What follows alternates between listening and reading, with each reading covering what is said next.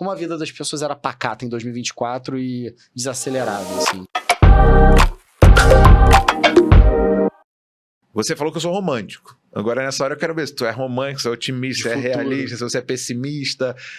Que futuro é esse que você enxerga e que, eventualmente, até poderia servir para o menino, para a menina, né, que está assistindo a gente, ou para o adulto, senhor, senhora, que está pensando sim, tá sendo romântico, que nem eu fui naquele momento, pensando no seu futuro.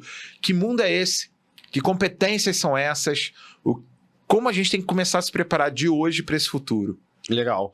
Cara, eu acho que tem muitos sinais, né? Eu acho que eu parto de uma visão mais analítica do que prospectiva a partir de sonhos e tal.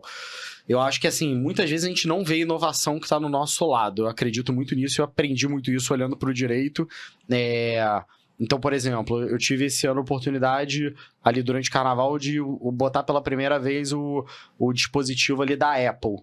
E, cara, por exemplo, reitero, essa questão do metaverso, que hoje é zero hype e realidade aumentada, todo esse tipo de dispositivo, eu acho que ele está sendo visto hoje de maneira muito longínqua ou super motivo de piada, né? O Meta mudou o nome, você não vê isso levando a sério. Mas, cara, quando você bota o óculos, porra, você vê que aquele negócio, é que aquilo ali custa $3.500 e tem poucas aplicações.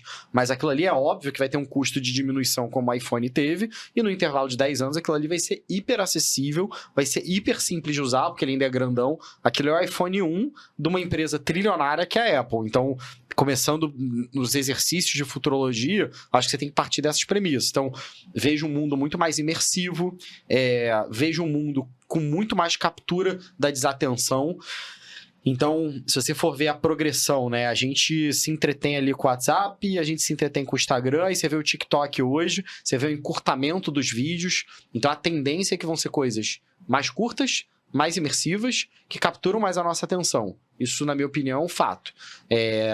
Então, você vê hoje um desafio muito grande dessas... de várias doenças, né, decorrentes, déficit de atenção, ansiedade, depressão. A gente vai lidar com uma série de fenômenos complexos. Cara, eu botei o óculos ali por 15 minutos. Cara, quando eu tirei, a realidade era menos real do que a minha experiência imersiva e eu achei um estranhamento.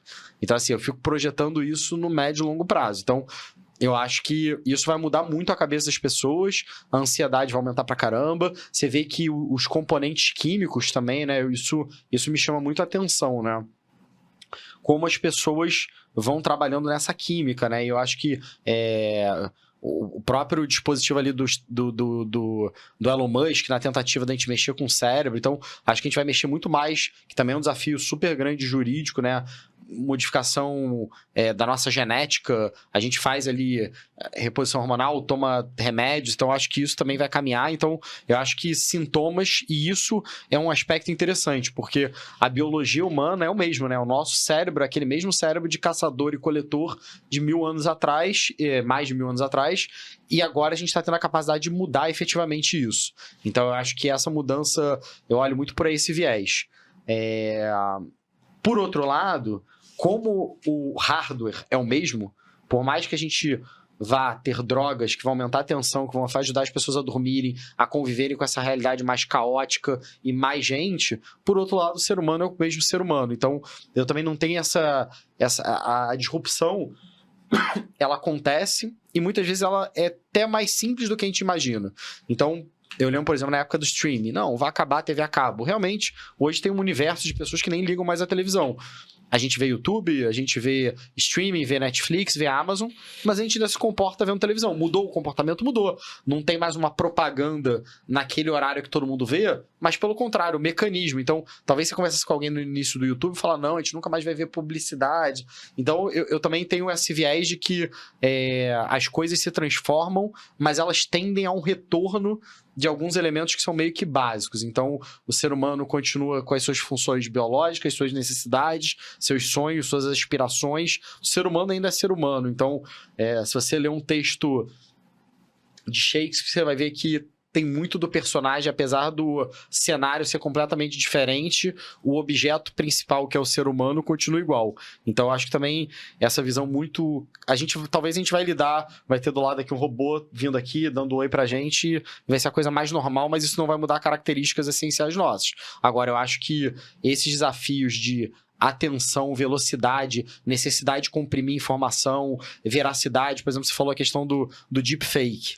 Cara, não tem como regular isso. Cá entre nós, é o que a gente vê hoje. Beleza, hoje você regula, você tem ali o Marco Civil da Internet que prevê no artigo 19 que você pode derrubar uma postagem.